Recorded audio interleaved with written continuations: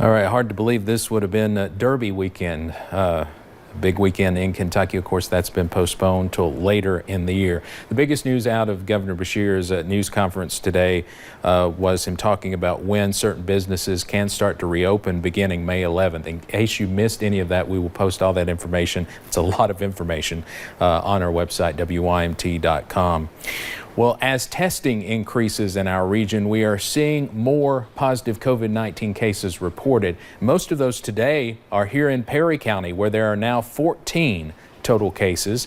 Primary Care and Hazard was only going to offer testing Monday and Tuesday, but they were asked by the governor to continue through Friday, and more than 300 people have been tested in the first 2 days. WYMT's Emily Bennett joins us now live from Primary Care with more. Emily? Day 3 of testing just wrapped up here at Primary Care in Hazard, and today they started seeing the results pour in. Now, they had many cases reported just from Monday's testing alone. More than 200 people were tested. Many of those people had mild symptoms or did not think they had any at all. Nurse practitioner Christy Harold says many people are coming through saying they do not have symptoms. But after going through a list of symptoms with them, they are finding people have a couple, if not 6 or 7. The virus is presenting in many different ways, including GI symptoms without respiratory signs. Harold says this is why it's important to be tested. And a lot of people think it's sinuses or allergies or it's symptoms that they've had, they get every year. But they're a little bit worse now than what they normally are, but they're attributing it to the start of spring and things are blooming out and it's warm weather, and so they're being outside more. So that's what they're attributing those symptoms to. Now, Primary Care is equipped to test about 150 people per day. Now, they will be testing people for free through Friday. The hours are 8 a.m. until 6 p.m. Live in Hazard, Emily Bennett, WYMT Mountain News. All right, thank you, Emily. The Pike County Health Department announced 3 new cases there today, bringing the Pike County's total confirmed COVID-19 cases to 12. A 24-year-old woman, a 25-year-old woman, and a 47-year-old man all are recovering at home. Public Health Director Tammy Riley says anyone who picked up food from Bank 253 in Pikeville on Saturday should self-monitor. And though the restaurant has now closed its doors until further notice, Riley says supporting local restaurants is still safe. I really want to emphasize, experts all agree that curbside service and exposure through food, the risk is so low. I mean, there is a reason why drive-thrus across America remain open. Riley says the county has done well in following guidelines, but says now is not the time to let your guard down. With COVID-19 cases growing at meat processing plants across the country and a worry of a shortage in the supply chain, President Trump declared meat processors critical infrastructure, keeping their doors from closing.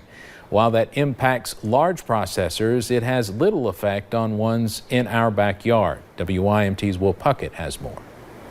For some, the first hit to the meat industry came when in-restaurant dining came to a halt. It pulled a piece of our business away, which is the restaurant industry. So with the restaurants being shut down and just doing the pickups, it's drastically changed that. But here at Summit Meat Processing, their business is finding a way to adapt. As a small-scale processor, we have gained customers that had never tried farm fresh meats. While supply issues happen up the chain, here in Science Hill, they find demand from stores and shoppers going up. Where they can't access food from their big suppliers, they have to look for other sources, and we're usually their first option. While President Trump's declaration does not flow down to them, local processors, the little guys, find solace in the people who come to them. We're seeing new faces. We're seeing people that hadn't been here before. And in that aspect, we just appreciate them coming. Finding a way to carry on and deliver a service that keeps people fed. In Pulaski County, Will Puckett, WYMT Mountain News.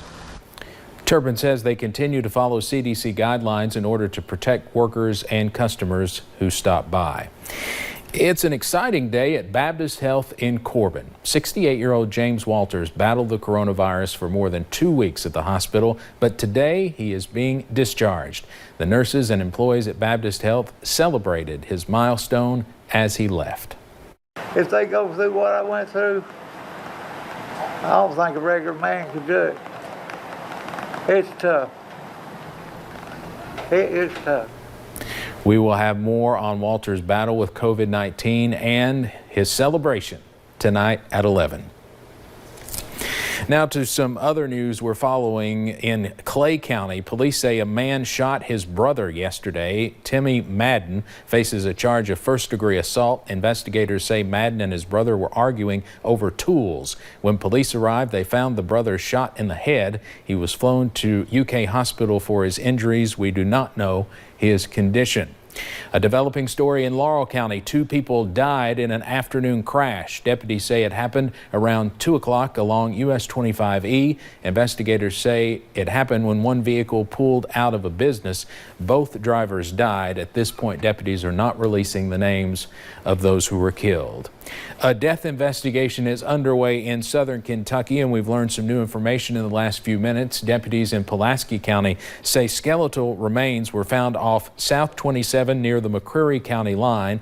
It's unknown if it was a man or a woman, but deputies say women's clothing was found near the body. You should call the Pulaski County Sheriff's Department if you have any information. We'll be right back.